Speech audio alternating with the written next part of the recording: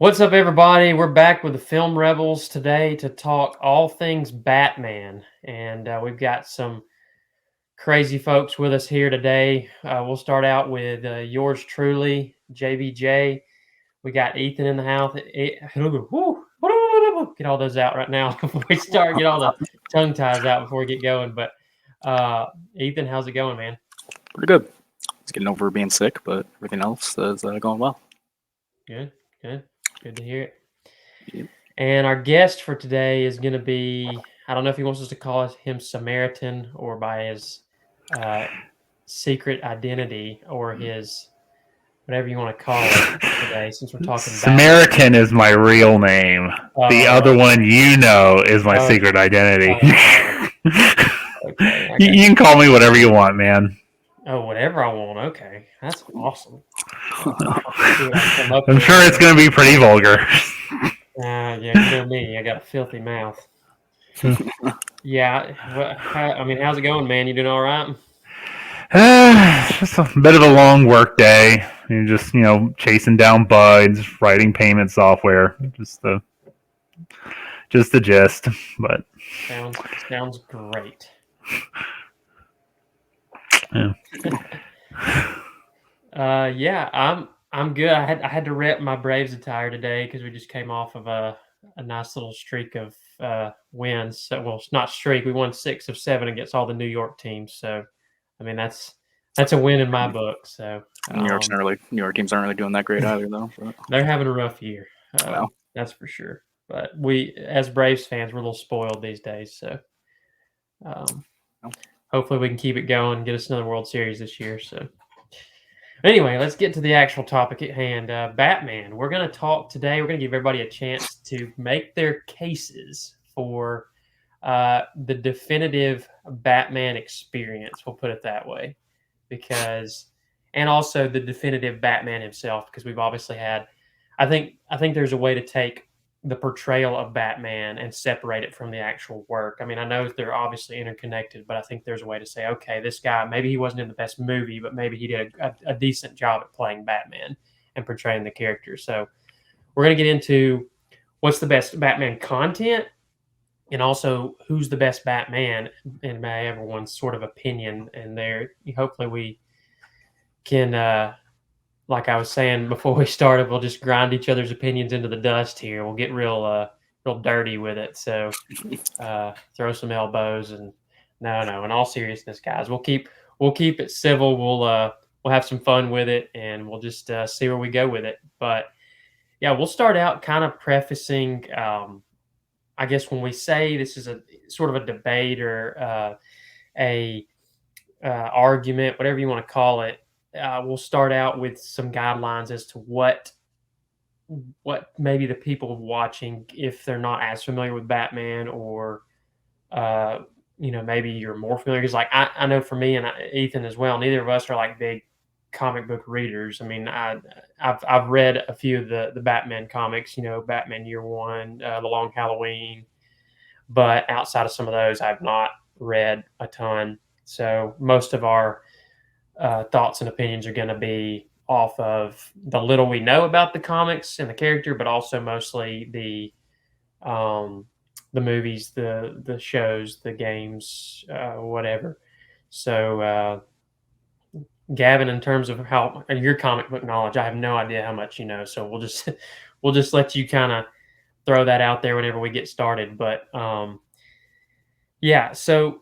The kind of the things we want to judge this off of, or at least the people watching, the ones that want to make their opinion known on it, who they felt like gave the best case. We want to start with which Batman content or Batman himself was the most comic book accurate to what he's supposed to be.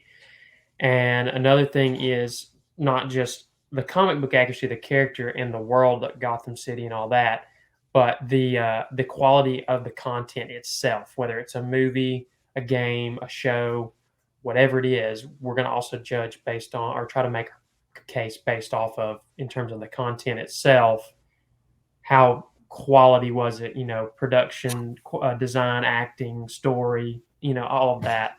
How well was that done? And then the last thing is going to be does it feel like a Batman movie, game, fill in the blank. Does it have that Batman, that Gotham City feel to it? So those are kind of what we're going off of. And then sort of a preface for the character himself, a template for people viewing at home. And I got this straight off the DC Comics website. So this is probably as good as I can, as simplified as I can make it. But this is just a simple and concise explanation of who Batman is as a character, his general motivations and everything. But I'm just going to read what they have down for him. And this says, in the name of his murdered parents, Bruce Wayne wages eternal war on the criminals of Gotham City. He is vengeance. He is the Knight. He is Batman. One of the most iconic fictional characters in the world, Batman has dedicated his life to an endless crusade, a war on all criminals in the name of his murdered parents, who were taken from him when he was just a child. Since that tragic night, he has trained his body and mind to near physical perfection to be a self-made superhero. He's developed an arsenal of technology that would put most armies to shame. And he's assembled teams of his fellow DC superheroes like the Justice League, the Outsiders, and Batman Incorporated. A playboy billionaire by day, Bruce Wayne's double life affords him the comfort of a life without financial worry, a loyal butler turned guardian, and the perfect base of operations in the ancient network of caves beneath his family's sprawling estate. By night, however, he sheds all pretense, dons his iconic scout cape and pointed cowl, and takes to the shadowy streets, skies, and rooftops of Gotham City. So that's kind of what we have to go off in terms of his character. So for anyone listening, watching, whatever the case may be, that's sort of what we're going to be like in terms of how comic book accurate or how closely related to the character, the true version of the character it is. We're going to kind of be basing it as much as we can off our arguments off of that. So that being said, we're going to let our guest of honor today, I guess we'll call you Samaritan. Well, I get to call you whatever I want. So I don't know. You'll be there. I can't even come up with anything good enough to replace it. So I'm just going to let you have it. I'm going to let you have it. So, but yeah, give us your, I guess, your opening statement as to who you feel like the best Batman is and where the best Batman content can be found. I guess when you say it's true to the character, one of my choices would not be true to the character. It's its own thing, and I think it should be lauded for actually going off and trying to achieve that, and I think they did a good enough job doing that. But I guess if you wanted to say being true to the actual character of Batman and Bruce Wayne, first thing I come to is either the Batman depicted in The Killing Joke or The Dark Knight Returns by Frank Miller. I thought both of them show a particular aspect of Batman. Dark Knight Returns obviously shows this is him coming to terms with his mortality. He's getting older. The people don't really want superheroes around anymore. He's more like a public menace than an accepted vigilante. And, well, the other option, I guess we can talk about it later maybe. But yeah, I would say one of those two. The Killing Joke maybe. I think it's probably the better terms of dealing with what the standard of the character is. He has his one rule that he doesn't want to kill anyone, and true to himself, he realizes that he has this limitation, that the Joker is his almost his opposite force, and the Joker keeps doing bad, and Batman keeps trying to let him live, and seems like it's coming to the point where in the story something's going to give. Either Batman's going to die because he keeps letting the Joker live to keep trying to kill him again, or Batman's just going to snap and he's just going to have to kill him to prevent him from doing all this other stuff. And you see that sort of wrestled throughout the story. Anyways. Yeah, I've actually had the opportunity to watch both of those, and they're a lot different in the tone of them, because obviously The Killing Joke's a lot darker than The Dark Knight Returns. Not to say that it isn't, that Dark Knight Returns is not, but it's still very, I don't know, just some of the themes in it are a lot more mature, I guess is the best way to put it. And but I would not disagree, because my I guess version of Batman that I would claim to be the most accurate is in some ways related. Um, and I guess I'll just go ahead and take this one here, Ethan, if you're good with it. But um, yeah, so mine was, it's kind of a combination of the Frank Miller animated movies, TV show, whatever, Batman. And for me, when I think of the ultimate Batman experience growing up, the thing that I absolutely loved, it was, to me, without doubt, the Arkham video games. And that was, uh, I think it captures the world of Gotham City, the aesthetic of it, just it's dark, it's gloomy, it's, scummy, seedy, whatever you want to call it. But it's got that distinct look to it. All the buildings, the different architectural types of buildings that they have, and just, I don't know. You just, when I get in it, I just feel like I'm there. I'm in Gotham City, and you also get a good, just fleshed out story from, and obviously you have Arkham Asylum, you have Arkham City, and then you have a prequel, and then they go back to the finale with uh Arkham Knight. And so but I just like how it's a full circle, sort of deep dive into Batman's character, how he starts as, he's already obviously a seasoned hero at that point, and he's been doing this many years. He's probably in his late 30s, 40s. It's not really specified, um, but you just get a good look at his rivalry with the Joker. With Arkham Origins, you get to see how that kind of begins, and then through the others, the other three, the trilogy of games, if you want to call them that.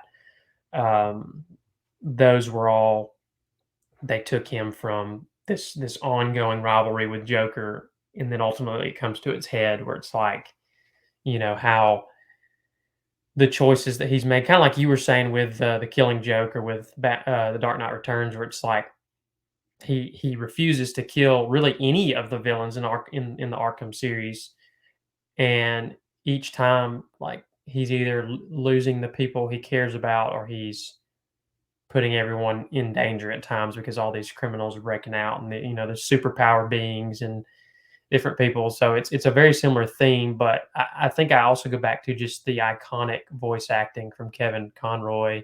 Mark Hamill as the Joker is phenomenal. They are the characters to me, and I think that's the biggest sort of knock I would have on any of the newer content, in the movies, because I don't feel like there's ever been an actor that's embodied the voice of Batman like Conroy has. And Yeah. it's just, I don't know. It's just and I think the most accurate version of the Joker is Mark Hamill's Joker. I don't know that there's a better portrayal of the character in anything. Well, I don't know. I thought maybe the Joker in The Dark Knight Returns, maybe not the most accurate. Like, I would probably say The Killing Joke is probably the most one, but I really enjoyed how Frank Miller portrayed the Joker in that. And in the first part, like, Joker's almost comatose. It's like he can't exist. He's like a negation concept. He can't exist without Batman, so he just shut down.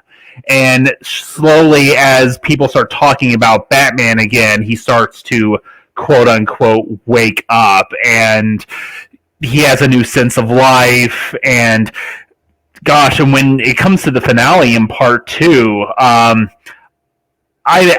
Mark Hamill's Joker never got me to really think, oh my gosh, this guy really needs to be stopped please, someone do something. But yeah, like when the final scene when the Joker's like running through the carnival and he's just like shooting down random people and he's like laughing while he's doing it. I'm like, dear gosh, will someone kill this man already?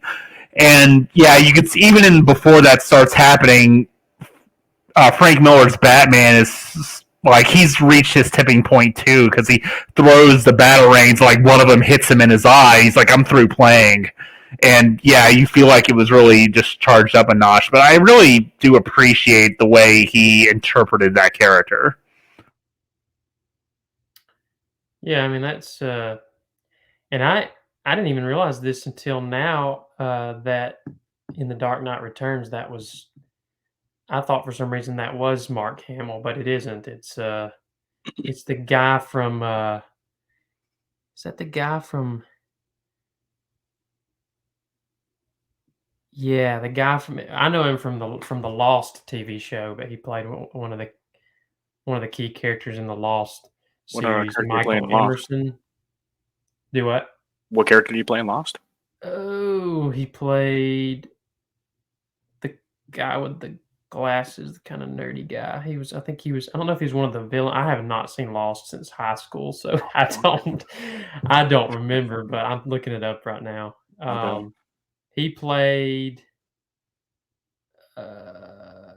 he played Ben Linus. I mean, he was in 81 episodes. Oh, So, Ben Linus. yeah. Okay.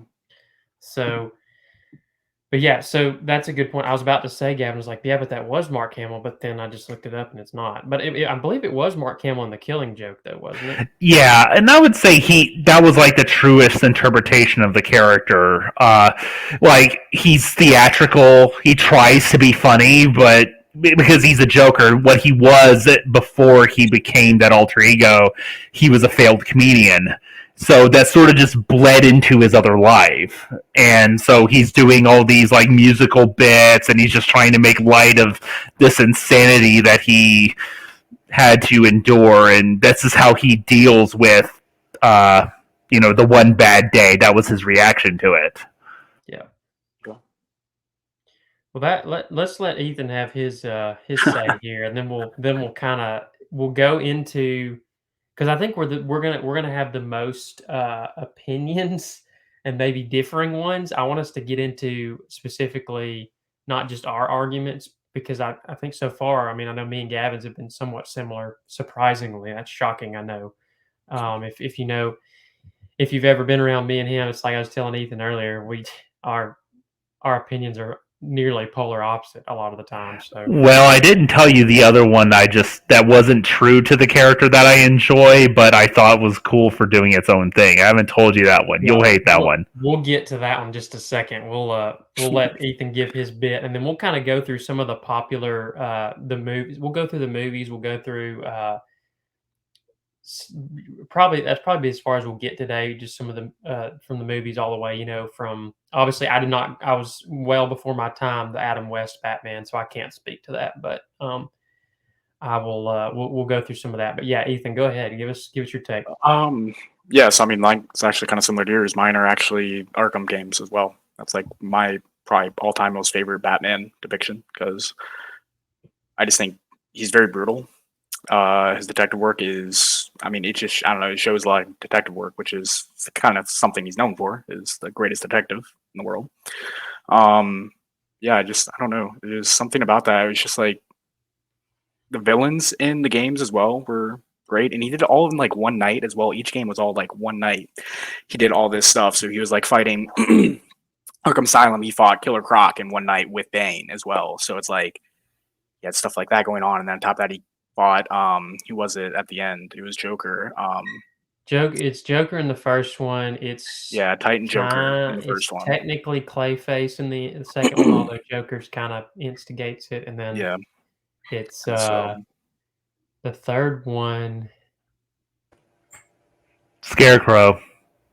Scarecrow's the final and one. and the Arkham Knight is played by Jason Todd, the second Robin. Yeah, yeah, but he's not. He doesn't end up really being the villain. He's kind of a false villain at the end, like when he realizes who it is. But there's so many villains in the games. Like I know in Arkham Origins, you get like I think the main one was Bane and Astro as Joker. well. It's another. Yeah. I thought the Scarecrow instances were pretty good because it shows like Batman's mental fortitude. He has to defeat his fears and resolve them. Most people, when they get hit by Scarecrow's fear toxin, they just shrivel up and they just just praying for it to go away. He endures and conquers it. Those sequences too are like, especially in Arkham Asylum, the original one you have to go through where he, it's like he's like hallucinating the whole time. Phenomenal. Those were genuine, and that's what's great about Arkham Asylum in general. It's got a horror factor to it, and it's like some of those scenes are genuinely a little creepy. Yeah, and it's really especially it's Killer really Croc like scenes as well. Like you're in a sewer the entire time, getting like chased by them. So like, That's still I can't do horror. That's just me. So I'm like anything is like it's hard. I will say one thing though, like a lot of people like don't like care for Origins, but like that I think like was not like one of my favorite ones, but like it was a good one because like just strictly on the fact that like it was only his second year as Batman in that game. It's got a fun storyline to it. Instead, it kind of flips the tables, and like Batman is sort of the one doing the hunting, and now he's the hunted in Origins. So yep. Well, yeah, it's just again like the fact that like it's his second year as Batman, and he's taken down Deathstroke. He's taken down Bane. Bane was it? Yeah, I believe Bane was another one. Firefly. Yep. So it's just like the fact that he's doing all that in his second year just kind of shows that like he already knows what he's doing, and like he's very bad A, I guess. I want to actually say the word, but like get my gist of it. But yeah, I mean, I don't know, something about that. I just think it applies him as like one of the best Batmans we've seen. That one piqued my interest, but like sort of going back to John's point, like the Kevin Conroy thing is kind of like a double-edged sword. It's like, yeah, when I hear that guy speak, he's the same voice actor for Chris Redfield in Resident Evil games. I'm like, okay, that's not Batman. I just can't accept this. Bye. Like, I'm not playing the game. And yeah, it's really sad because a lot of work went into that game, but because Kevin Conroy is so iconic as that character, it's hard for me to just suspend my disbelief and say this guy is Batman. It's okay for him to be Batman, but I guess it'd be a similar conundrum to like say maybe the most notorious video game voice would be Nolan North. He does he played Desmond in the early Assassin's Creed games. I think he played him in like the first 3 games. Maybe I think that's the only ones that Desmond's in, if I remember correctly. He played Nathan Drake as well. He played Nathan Drake in the Uncharted series. He's played other the roles too in some older games. He did Joel, I think, as well in Last of Us. I think it was him. If it was, he did a really good job of not sounding like himself. Would be wrong. I swear, I thought. Yeah, no, he did. Yeah, he did. Nolan North did do Joel in Last of Us. That may be the best work he's done, to be honest, because I couldn't tell it was him. But yeah, and that's the thing. Like, I didn't play a lot of Assassin's Creed, but like the Uncharted series is one of my favorite game series of all time. So I kind of, when I hear his voice, I hear Nathan Drake. But at the same time, someone might hear it and say, "Well, that's Desmond from Assassin's Creed," or "That's Joel from The Last of Us." But I get I get your point. I guess I haven't seen or heard Kevin Conroy. I haven't played. I don't play horror stuff, obviously, so I haven't played Resident Evil. So, great game series.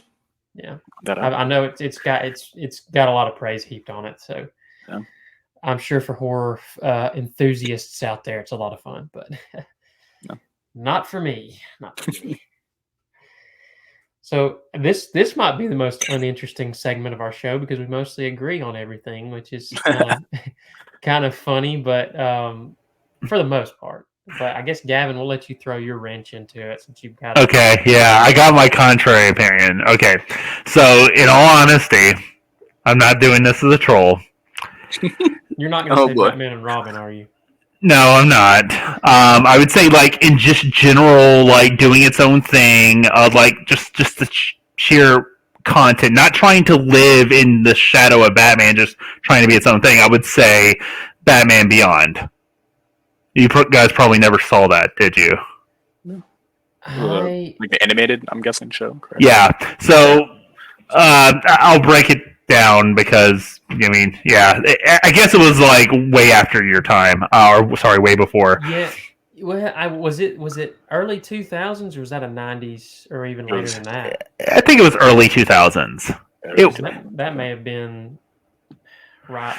I didn't watch it very often. I saw like a few episodes like when I was younger, but like I didn't like actually like full on watch it. But the episodes I did watch, so I enjoyed it because like when I was a kid.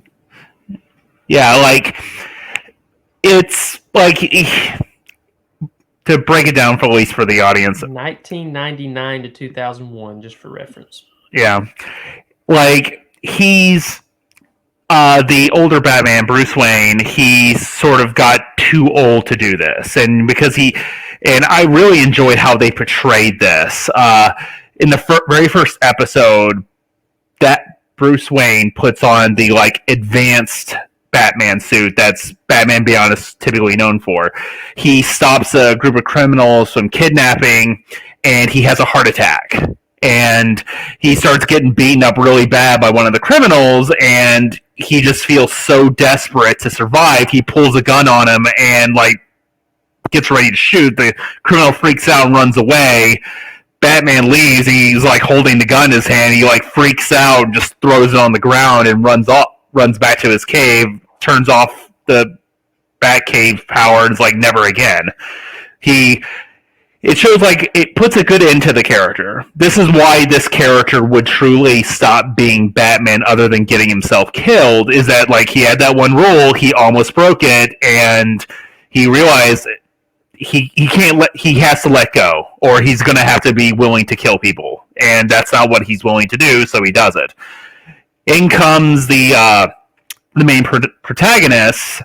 His name's Terry McGinnis. He lost his father to crime in the first couple of episodes, and he ends up stumbling upon Bruce Wayne, and Bruce Wayne helps him fend off some criminals that call themselves the Jokers, and Bruce Wayne thinks it's hilarious that, you know, they would call themselves that when he's dealt with the real thing and they're nothing like him. But yeah, he ends up learning from Bruce Wayne, being his own Batman. He doesn't try to like intimidate people with raw fear. He's snarky. I guess like if you wanted to give him like a Marvel equivalent of personality, he would be like the 90s Spider-Man TV show, like making like stupid little jokes, insulting people. And because he's not the pinnacle of human achievement that's had all the possible training that you possibly can, he's a teenager, you know, he's not going to figure out everything. He's going to get outwitted by his opponents. He has to fight, he has to lose, he has to struggle, and yet he just keeps enduring, wanting to do what he does. And he doesn't do it because of vengeance or trying to avenge his father, similar to what Bruce Wayne does.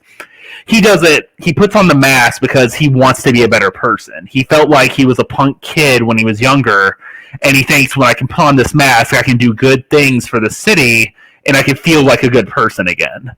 So his motivation is much more hopeful, positive. He operates more like I would argue, as a traditional superhero would, while Batman, and here's another thing that you probably are not going to like, I would say that in the truest sense of the word, Batman is not a superhero. What I mean by this, again, he's human, so he's not supernatural. To have him be attributed that way is kind of antithetical to the character. Two, he doesn't inspire heroism. Sorry. He doesn't. No, that's not his purpose. He puts on the mask to terrorize. Like Superman, like compare him to his other counterparts. Superman, that costume he wears was a gift from his parents. He got it. It's the uniform his people wore. He wears it to honor them. Okay, no, he doesn't wear it to scare anyone. Even the S means hope, according to the later story. Green Lantern, it's a uniform, like a police officer. The Green Lantern Corps is just like a interstellar police. Wonder Woman, that's like a special kind of armor for the like pinnacle warrior in Themyscira. None of these people wear any of this stuff to like scare and terrorize criminals or any other people. They just wear it for their own like separate ideas, and that's what Batman tries to do. That's inspiring terror is not heroic. And don't get me wrong, I don't still think he's a bad character because he was like this, but you don't think so? Do you think it's the motivations behind him and the fact that he has no powers that's your argument for that, or is it just like he's more like, and I think Frank Miller kind of better portrayed this in the Dark Knight Returns, is that like Batman in a sense he's crazy in the sense like he never overcame the pain of losing his parents, and him acting this way, hunting down criminals, is his way of processing this intense emotional trauma. It's not so much that he does it because he wants to he wants to inspire people. He just does that to deal with his problems and to hunt down the nasty people that took the kind of people that took his family away. There, I threw wrenches into your... Well, I was going to say, I was doing a little bit of research. Like I said, I haven't read a lot of the comics, but I was doing a little bit of research on the original Batman comics from, I think it was like the 30s and 40s or something. I mean, it goes way back. And one of the things sort of towards the end of his story arc, and the interesting thing about that one is, which they call those the Earth 2 comics now, apparently. And a lot of the new stuff after that, I guess Batman Year One and some of the others took place in Earth 1.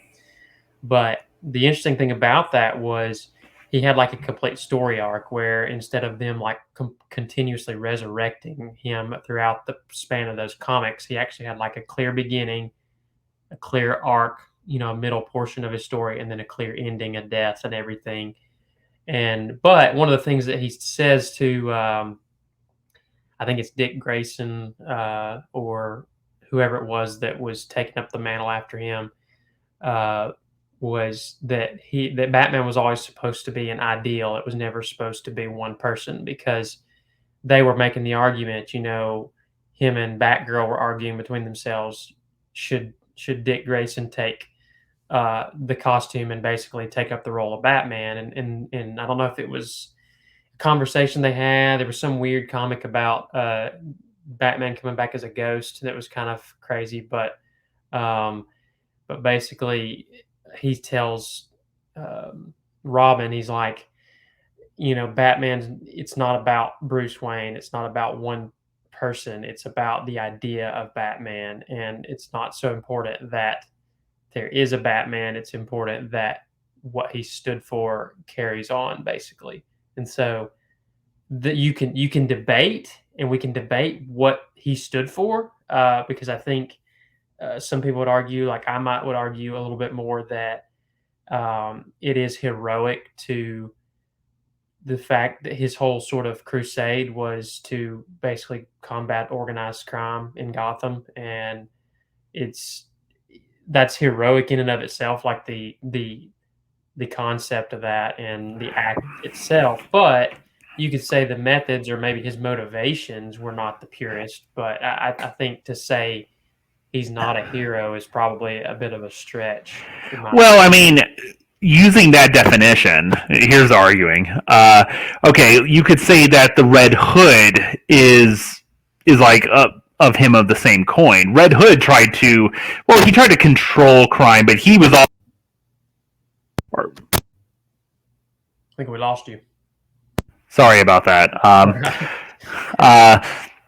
Yeah, the Red Hood was brutal and tried to stop crime too, but he was doing it in a very bloody way. He didn't have the no kill rule, and he was more focused on trying to control crime. And if he thought that he could position himself to just control all of it, he could at least keep it out of the way of hurting innocent people.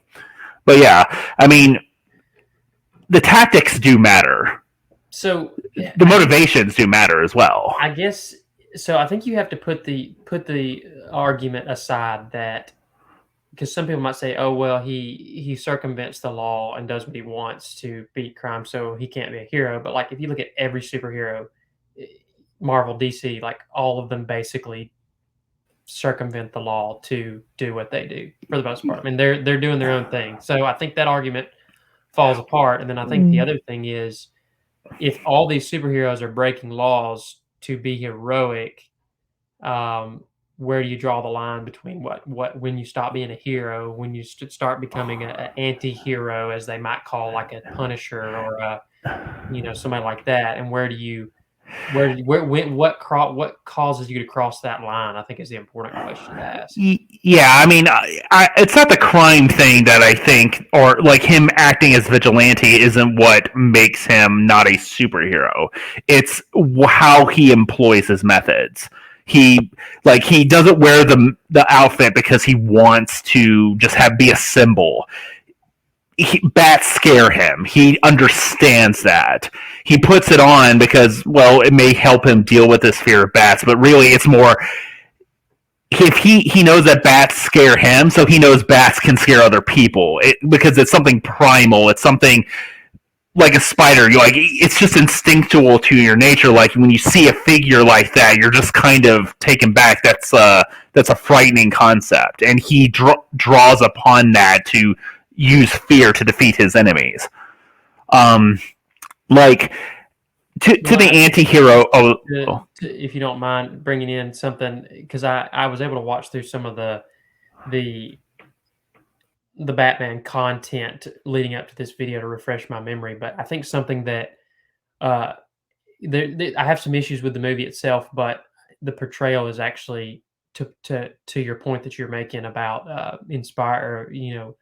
causing fear among criminals to sort of help accomplish his goals. But I think a movie that captures this maybe the best of all the Batman movies, at least in the opening sequence of it, is the most recent one they did, the Batman, where I have my gripes with that movie, don't get me wrong, but that whole those scenes they cut to where the guy's talking to the guy by the car, and he's like, he looks into the dark alleyway and he's like, quits whatever he's doing, whatever crime he's about to commit, because he's afraid, Batman could be in the shadows right there. And then you have the guys that, they see the bat signal in the sky when there's, they're graffitiing a building or something, and they're like, crap, I'm going to quit what I'm doing. And so it's that idea of, because he's inspired fear in the criminals, he doesn't have to be everywhere because they just think he's everywhere all the time. And I think that to bring an example from actual Batman content, I think that movie maybe does it better with that specific concept than any that I've seen personally. But I just wanted to kind of throw that in there since we were on that topic. Yeah, I agree with that though. Actually, I mean, that's very good.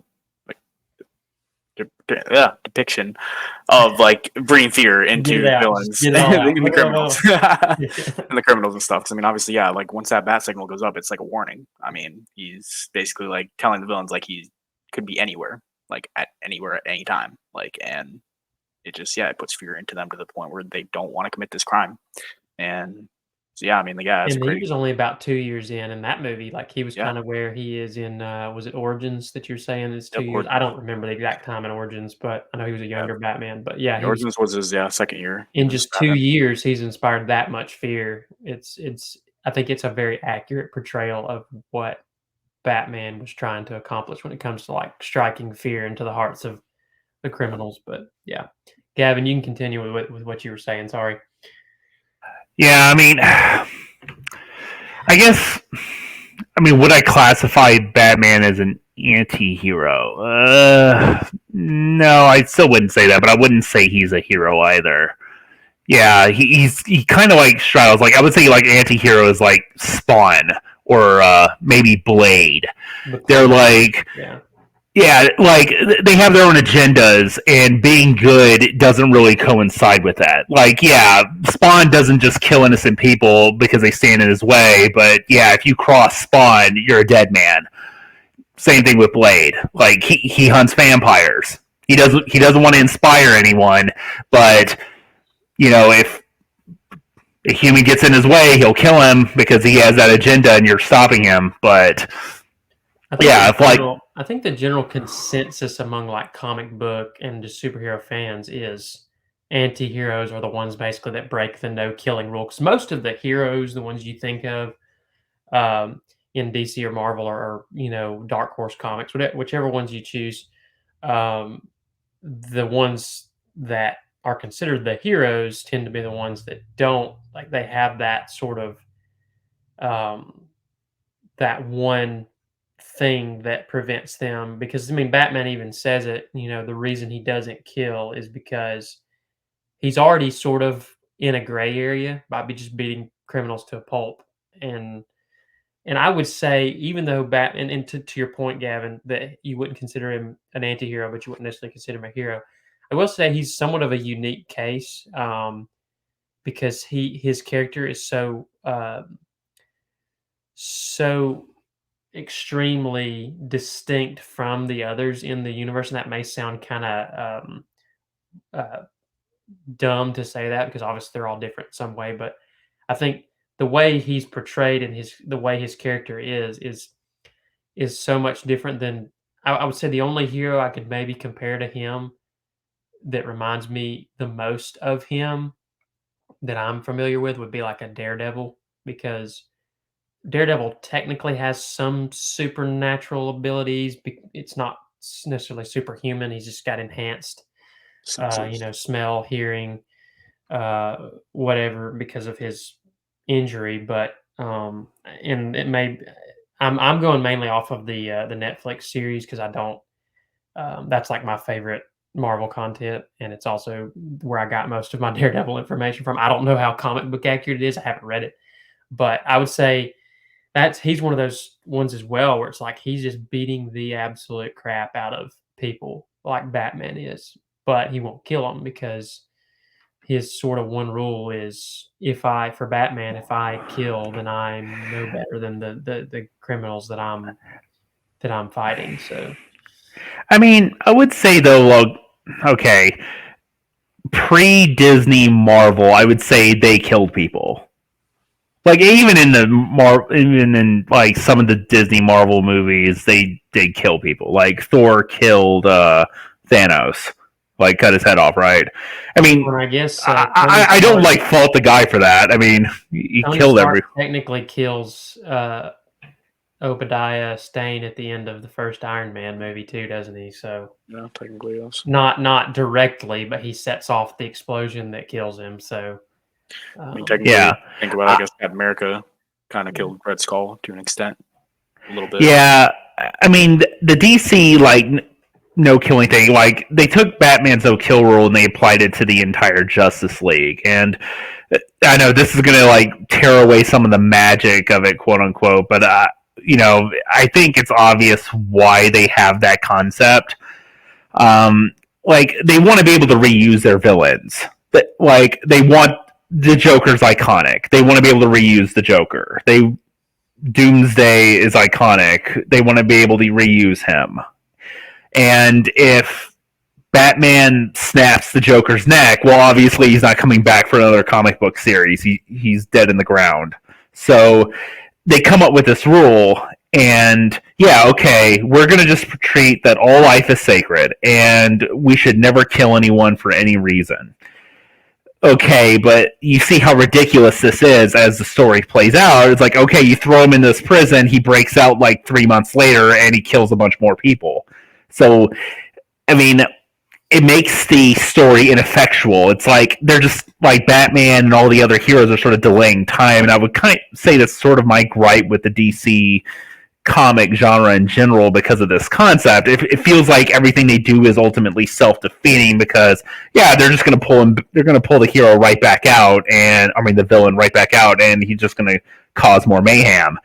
And I guess that's kind of what makes. So I think why it works with Batman, the no kill rule, is because it's grounded in his origin story. Like his parents are killed by a criminal, and he's thinking to himself, obviously through that process, like when I start this crusade on organized crime in Gotham, whatever you want to call it, he gets to the point where he's like, well, my parents were killed by a criminal. If I hunt these criminals down and kill them, one, it's not going to bring my parents back, but also like he becomes in and of himself somewhat of a criminal anyway, more so than already breaking all the laws and Doesn't make him beating any people to better a than the pulp. people that killed Yeah. his parents, pretty much. Yeah, but I to will. your point, I thought about it. And I was like thinking back to like the first Captain America movie. Like he's fighting in what, World War One or two? How many people does he kill? Like he's shooting with guns and Yeah, he shooting guns. Yeah. in certain scenes, and it's like there's no telling how many people he killed in that movie. Not like stuff you don't even think about, and it's like wow, yeah, they definitely killed people. It's just I will say, as a counterpoint, Batman did use guns. Batman did kill people. Now, granted, it was in the older, like 40s, 50s comic, and even in like the first Batman and second Batman movies done by, oh my gosh, what's that guy's name? Michael Keaton. Yeah, Tim Burton. Yeah, he killed people. But yeah, so there's like plenty of the mythos of Batman that did allow it. But yeah, I think I think DC wanted to be able to reuse their villains. They wanted to keep breaking those stories. In the Burton movies. Yeah. Okay, so I have not seen those in a hot minute, so well, for me too. I remember that. So. How I remember it after not seeing it for so long, but here I can give you a couple examples. In the first Batman movie, he gets in a fight like at the top of a bell tower, and this big guy is like beating him, and he knocks him down this belfry, and the guy looks over, and he's like his head's like right next to the bell. Then Batman like grabs him with his legs and just pulls him down and just throws him. Like, so yeah, he falls to his death. He kills the Joker by like firing one of his grappling hook and like tying the Joker's leg to like a gargoyle, and Joker can't hold on, so he just falls to his death. And I think like in Batman Returns, he like straps an explosive on one of the henchmen of the Penguin, and he just throws him down a pit, and he explodes. So yeah, he definitely killed people. I think I do remember that Batman Returns one actually. So that. Yeah, so I watched in the last couple of weeks. I watched Batman Forever because that was one of the only ones I had not seen of the movies, and then I watched the Batman again because I'd only seen it once since it came out, and that was when we went and saw it in theaters. And then I watched the last two Nolan films, The Dark Knight and The Dark Knight Rises, because I've probably seen Batman Begins more than I've seen any of those. So, but yeah, I don't remember that from those. That's kind of crazy. I need to go back and refresh my memory. But since we're on that topic, like just in terms of the Tim Burton movies, and I think he's still considered the main producer on Batman Forever. It kind of has a similar feel to the other two, although it's a little more goofy and less dark than the first two were. Yeah. How accurate do we feel like that was to the Gotham City, to the Batman? Just those three films. Yeah. Oh. Because personally, I think like just watching through Batman Forever, it's kind of hard because I don't think that Keaton or Kilmer do a terrible job of playing Batman himself. I just think a lot of times that they're undermined by all the goofy humor and sort of silly characterizations of the villains and some things like that. That kind of, it's almost, and maybe that's just an 80s thing. I don't know. You could tell me, Gavin, that's more your area of expertise than mine. But it's more of a Tim Burton thing. Like, if you've seen other Tim Burton movies, like, oh gosh, the first one that comes to my mind is Beetlejuice. And yeah, I'm not sure if you've ever seen that one, John. But seen that one. Yeah, okay. Well, I can tell you this. If you were to watch it, that would leave a distinct impression on you. Like, I'm not saying, like, it's just, like, rated R and there's just nudity everywhere. No, it's just, like, this man, he is Salvador Dali of film. He just comes up with these weird stuff, and you just end up having to experience it with him. Yeah, And Abraham Lincoln, Vampire Hunter. That was a Tim Burton film. I think that's based off of a comic, but yeah. Yeah, Nightmare Before Christmas, Edward Scissorhands. I haven't seen those. So yeah, I guess the only Tim Burton I've consumed, other than the Batmans, was well, I did see that really awful Dumbo Disney movie. Wait, that was by Tim Burton. Yeah, me and my wife watched that. It was terrible. So, I didn't even know that was by Tim I Burton. always just remember Burton for having more of almost a gloomy style of filmmaking. He's just it's kind of darker, and like not in terms of like necessarily the content always, which some of it is, but just the look, the colors, and everything always just seems very gothic or dark or whatever you want to call it. That's the way the Gotham comes across in the movies. Is sort of almost like that gothic architecture and sort of over the top Burton style that you're kind of used to seeing. But yeah, not consumed much of his stuff. Yeah, I don't think it's more your speed. So It isn't. That's okay.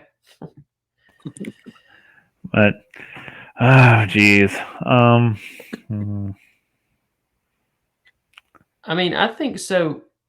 Yeah, that's for me. That's just because Batman's such a serious character compared to a lot of others, and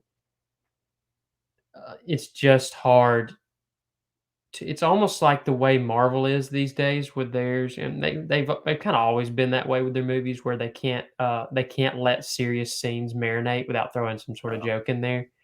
They did a better job of that with some of the earlier movies, but lately it's just like anything gets serious, and no, we can't let the audience feel too sad. We have to let them. I don't know if that's Burton's necessarily what he's trying to do, but I think it's just a similar effect as the Marvel stuff, to where you get in what should be sort of a serious scene, and it ends up just being kind of goofy because it just feels so out of place for the character in the world, because you play like the Arkham games, and they're dark. I mean, it's all of it. It's very serious, and there may be some jokes thrown in every once in a while, but they're more in concept of what's going on, as opposed to just off the wall like oddball goofy stuff. But I think for those, that's where I have the biggest gripe. I mean, I don't even know if we need to say anything about Batman and Robin. I know that's not a Burton film, but that is a travesty of filmmaking if I've ever seen one. There's nothing serious about those films either, like Batman Forever and Batman and Robin. Just like a joke almost in a way. It's just like nothing was serious. Like there was no serious tone to it. It was all just like, it almost just felt like a comedy at that point. Yeah, from what I heard, like the producers, they didn't like especially Batman Returns, because you had like Catwoman, and she's wearing like this latex outfit, and like, wait, we're supposed to take our kids to see this? Like, come on.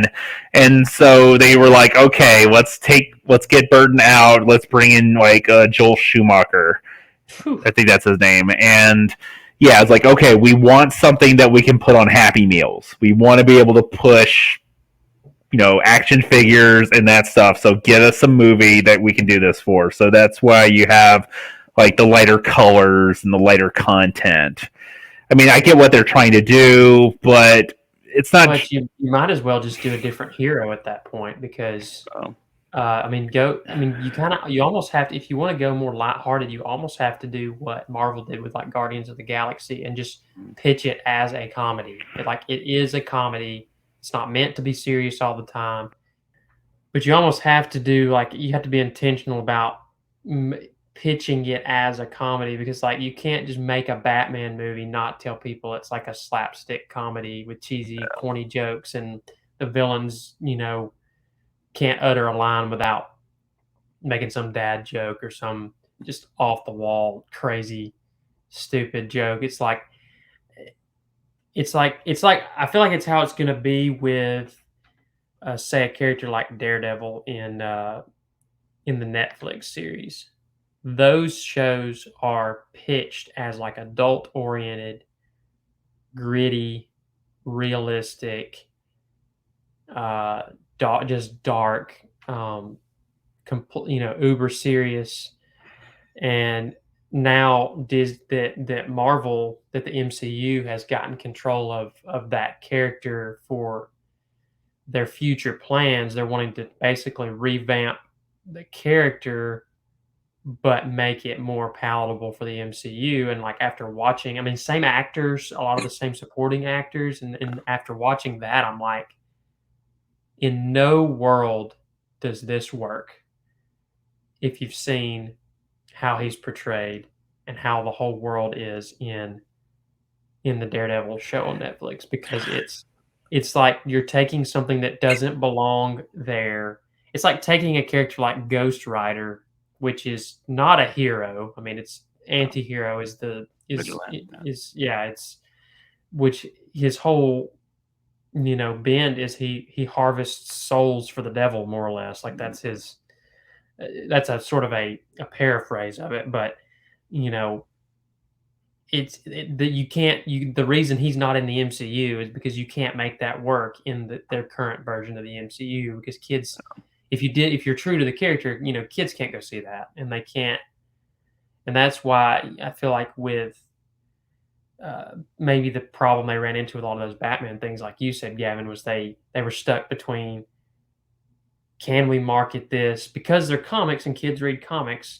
Are we supposed to market this to adults, or are we supposed to market this to kids, or are we supposed to do both? And I think they ended up in an area where it was like they leaned more towards kids, and in the process lost complete sight of what the character in the world is like supposed to be. So yeah, I mean, I'm not defending what they're doing, but I would say playing their devil's advocate is like that it really isn't their concern. Like, you have Warner Brothers. Warner Brothers owns DC.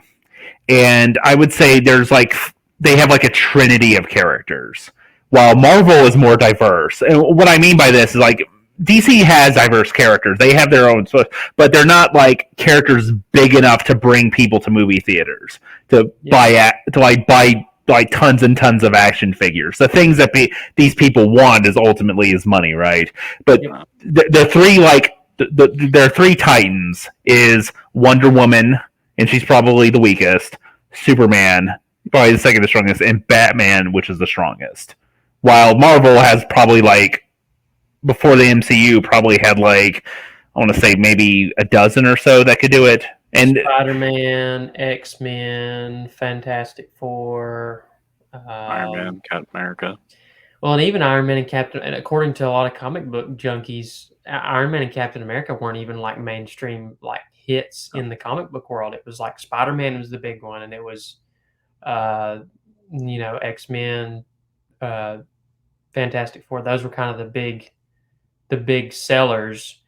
Oh. But Marvel sort of made them household names, made them and Thor and some of these other ones household names. Hulk as well. Yes, Hulk. Sorry, it slipped my mind, but yeah, those were kind of the staples. But to your point, Gavin, yeah, there are more recognizable MCU characters, or sorry, Marvel characters than there are. And I know a heck of a lot more Marvel characters than I do DC characters. And I think that's just because, DC in the past has always stuck to their guns, which is really what they should be doing with the movies. And that's why I don't understand where James Gunn's going with the new stuff.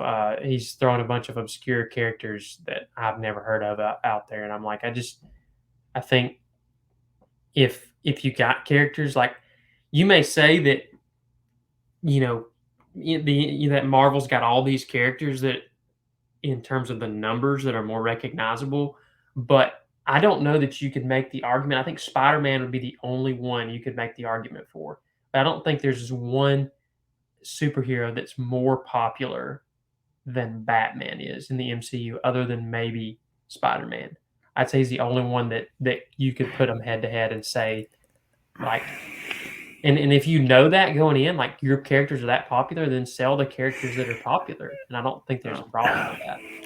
Yeah, I mean, even if you were, I think I would have to agree with you on that. Like, even if you were to take like before the movie phase, if you were to take the entire Avengers comic series and compare it against Batman, I think Batman's sales would still win out over that, and that's an entire team.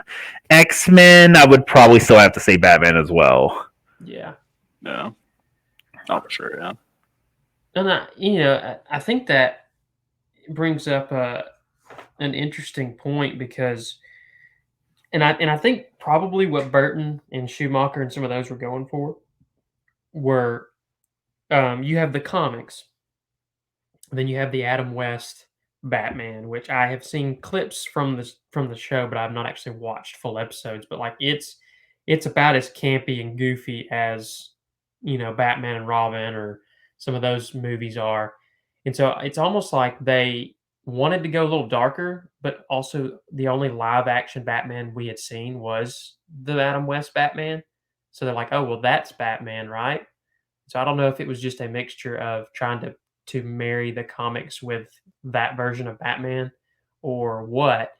But then you get outside of the 90s, and you hit the 2000s, and then like the whole thing just flips on its head and it's like, oh, now we're going to go super serious with the character, which is probably a safer bet. And I think the Nolan trilogy is a good benchmark for like, hey, the sort of more dark, serious side works a lot better with Batman in terms of popularity than the other stuff does.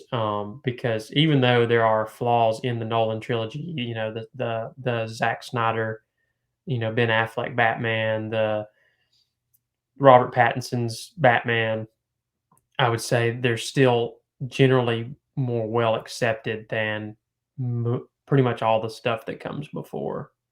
Um, just because they're truer to the essence of, in my opinion, the sort of gritty, dark nature of Batman. Um, I would say Batman Begins does a good job of capturing the feel of Gotham City. The other two, to me, don't that much. They feel more like you're just in New York City for most of it or something. Yeah, it did 100% Um, actually. Batman Begins like did a really good job, I think, actually, some of for the scenes, like in setting the the tone for it. Narrows and stuff, and Batman Begins, where I'm like, yeah, that's Gotham City. Yeah, well, especially like the ending Yeah, too, like when yeah, they're having like the big battle with Scarecrow and stuff. Like you could really yeah. tell like it was like really dark feeling and stuff. Like it wasn't like anything like Dark Knight and Rises. I mean, it was just more, yeah, just felt like New York City, It's like you like they said. ditched the dark and gloomy, and they just went for just as realistic as possible, Yeah, and to me, that's probably the biggest issue those 2 films have. Now in terms of writing, The Dark Knight is one of the pinnacles of, you know, how to write a good movie in general, and it's probably the most well-regarded superhero movie maybe ever, yeah, in terms of its writing and portrayals and stuff. Now there's not some of that's not accurate, like, the way Joker's portrayed is not necessarily accurate, but he gets credit because of how great the performance was yeah. by Heath Ledger, like, he just went all into it, and so, when we kind of flip from sort of the more goofy to that, it's like, where where do y'all stand just at sort of to wrap it up a little bit, wind things down, talking about the most recent movies, and we'll kind of we'll lump the Nolan stuff, Batman v Superman, Justice League, which is all we have of Ben Affleck's Batman, and then obviously the Batman from Robert Pattinson, Matt Reeves. Where where do we feel like do they overcorrect with Batman, or did we feel like that's more that sort of dark and serious is where it needs to be? And which ones do y'all feel like do it the best of those movies? My opinion, I think like Ben Affleck's Batman, I think probably maybe overdid it a little bit, like with the tone.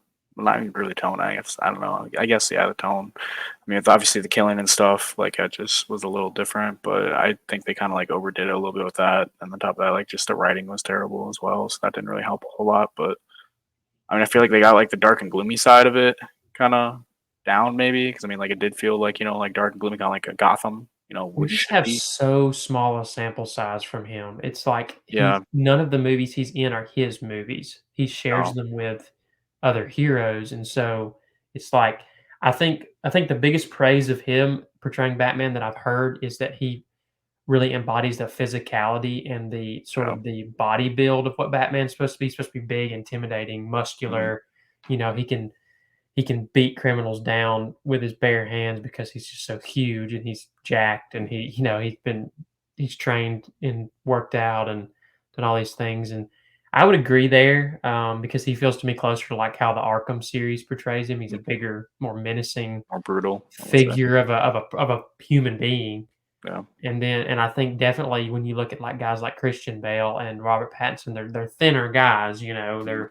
They're shorter too, I believe, and so it's like uh, I would Granted say though, like Robert Pattinson is skinny and stuff, but like you gotta admit though, like that first scene of him like beating the crap out of the Joker guys, that was very brutal. Like the punches just sounded like they like would knock well, you he out like he one also punch. feels kind of unhinged too when he's like punching. He's like he does Yeah. it to he's literally trying to take out all of his anger on that Hmm. person's face. Yeah.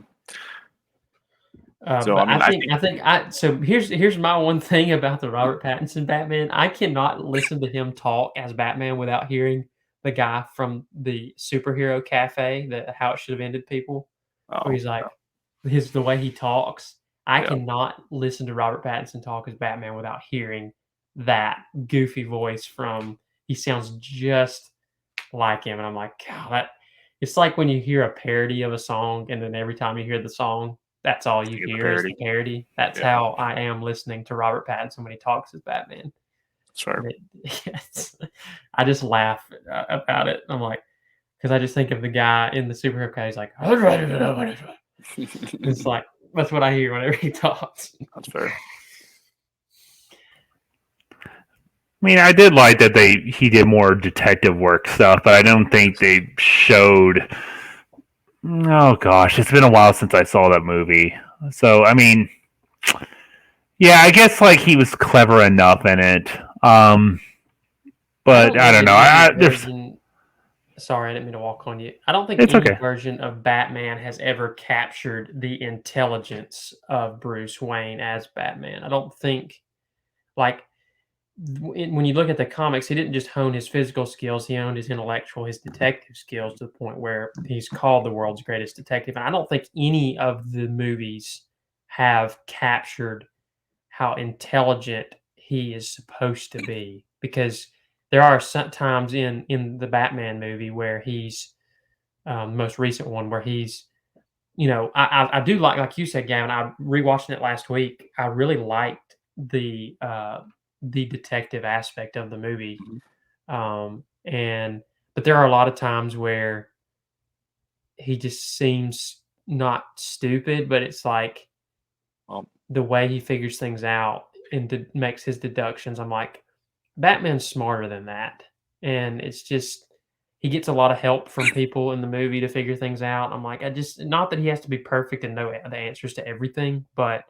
I just don't think any movie has captured how intelligent his character's supposed to be.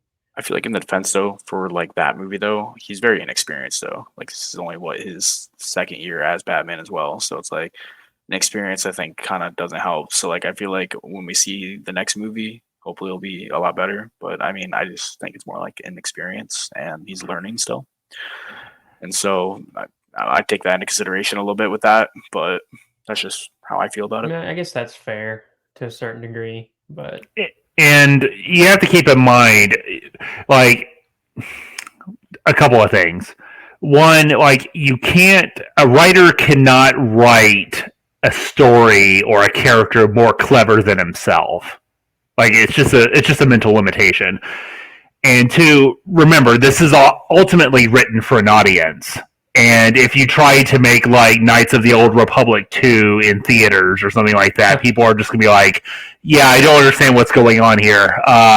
He came to this conclusion. I don't quite get it. I think the movie's stupid. Bye. And they're just going to leave bad reviews. well, They have to I don't know dumb about that something though. down. I would counter that by saying the most, and you may not have seen this. As you know, I'm reading Dune right now. I've said it about 16 times at this point, but um, it's it's pretty heavy on the content. But the movie is a movie that um, it's hard to understand. Like they follow a lot of the concepts of the book at times, and they don't always explain the stuff. And it really is written for people who have enjoyed the book. And so, but like I watched the movie and having never consumed any Dune content, and I really enjoyed it. Now I didn't understand a lot of it, but I think the idea that you have to make a movie to cater to the intelligence of an audience is not always the case. I think I am a firm believer that if you do something well, acting, story, production design, everything, you're directing. If you do something well, people will come see it. They'll pay you the money to see it, whether it's a drama, an action flick, a romance. Because most of the movies I enjoy come from different genres, but I enjoy them because they're well made and not because, and they don't treat their audiences like they're stupid. And so I think that's and a counterpoint to that is I don't think it's required I mean, for you to have to dumb down the message necessarily or a character to relate to people. I mean, can if you can't understand something, how well can you appreciate it though? You Like appreciate you can appreciate the things you understand, yes, but Like a good example of that though is like kind of like a lot of actually Nolan's films though, because like Interstellar, like Inception were very confusing movies, and a lot of people left theaters like confused, and they had to watch it like several other times to like understand like what happened. But like everyone loved those movies, you know. So it's like I feel like it can work like that. I would say okay. Like I didn't have a problem with Inception. Like Inception deals with a concept that's like a common programming concept called recursion. So as they go deeper into the dreams, because I was exposed to that concept and I had to learn it, I was able to just follow it just fine. But what I imagined, if people didn't understand that concept, but they still enjoyed the movie, I think they enjoyed it for different aspects. Now, granted, as they saw it more and more, they may have been able to derive more enjoyment because things started clicking together and they were able to appreciate new things about it. But yeah, I mean, there's obviously, like in the Inception case, there's more to it than just going deeper and deeper into dreams and being complicated. It's an interesting concept. The characters work well with each other. I mean, Yeah, I like don't think. I mean, I think another in terms of, if you're talking about like adaptations from like a comic or a book or something, I don't think it's always a bad thing to adapt it faithfully to what might be a more intellectually complex source material. If the end result ends up being, oh, I saw this movie that really made me think, and I really enjoyed what they were trying to do. I didn't understand all of it, but it made me want to go read the content that it's based off of. And so, and then they go read the content, and then they come back and watch it, and they have a better appreciation for it. That's how it's been with me reading through Dune. Is I really enjoyed the movie, didn't understand a lot of it, but I could understand the base story of what was going on. There's a family that has to take control of this world that's extremely hostile, dangerous. There, everyone wants possession of this valuable resource that's on there, and they know to a certain degree it's almost a death wish to go, but they go because it's their duty to do so. And then you follow this tale of this boy and his son, or sorry, this boy and his mother that escape an assassination attempt or are ferried away before. And so like I can follow those concepts within the movie. I don't understand all these elements around it of the structure of the world and how it works, but I can understand, like, if you put a well crafted story into it, or a story that can be followed, sometimes it doesn't matter as much about all the world building stuff around it, all these different sort of unique terms that are unique to the world itself. I think if you make, at least for the more casual viewers, that something, a central story they can follow. I think that's when you get to movies like Inception, or like maybe me watching Dune for the first time.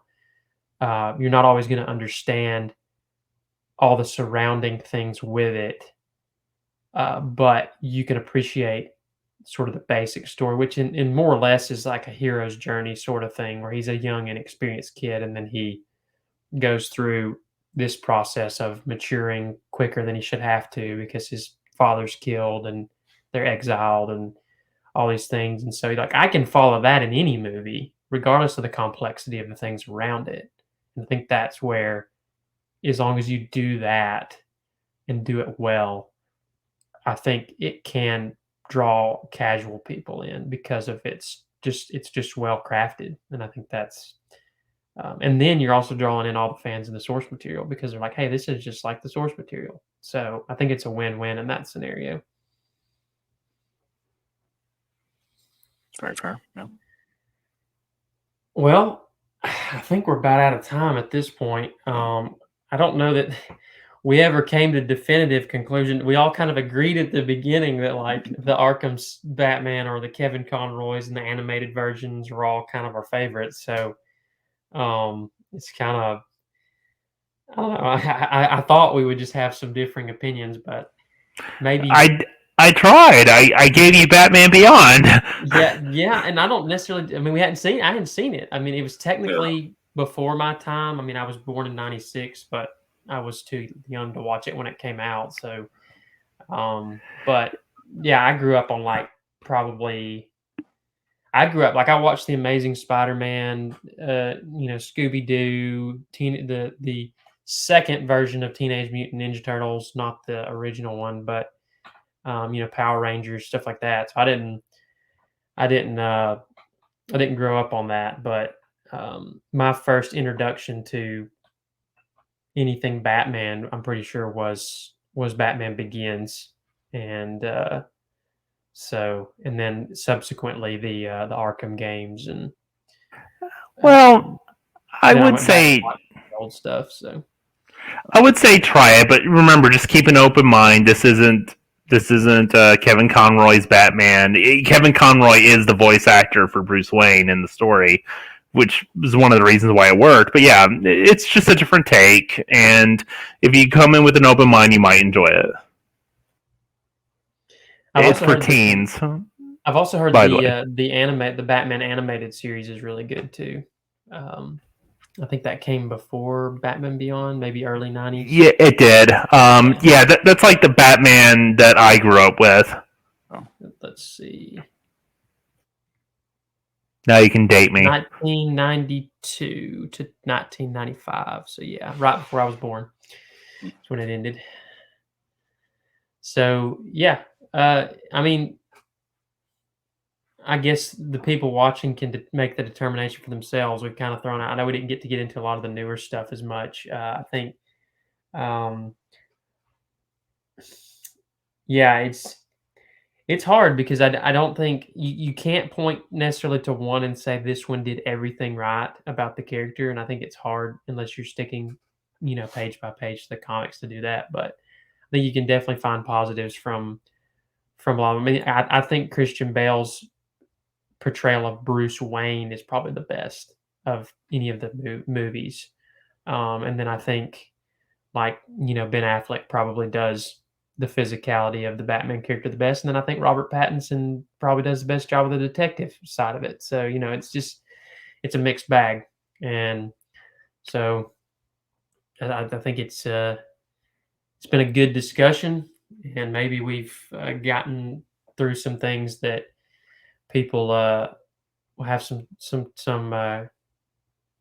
to think on and maybe come to their own conclusions with it. And maybe it wasn't as debatey as we would have liked it to be, because we all unfortunately agreed on a lot of it. I was kind of surprised that we did, but I think we got to talk to some pretty cool stuff. So thank you, fellas, for coming on with me. Gavin, thanks for being our illustrious guest tonight.